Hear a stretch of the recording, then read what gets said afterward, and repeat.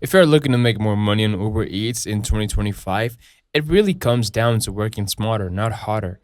The highest earning drivers know how to time their shifts, pick the right orders, and use a system that saves time while increasing profits.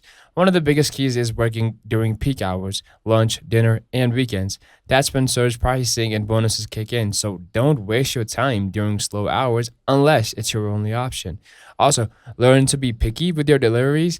You don't have to accept every low paying offer that comes in. Just focus on short distance trips with higher payouts and always keep an eye out for stacked orders. It's a great way to double up on earnings with less mileage. If you're in a city where multi-apping is allowed, consider combining Uber Eats with DoorDash or even Grubhub. That way, you're not stuck waiting when one app is dry, and when it comes to tips, presentation matters. Be polite, communicate with customers, and make sure the order is clean, complete, and timely. These little touches can turn average tips into greater ones. The most successful drivers also track their expenses and mileage for taxes. It's not just about making money, it's about keeping more of it too.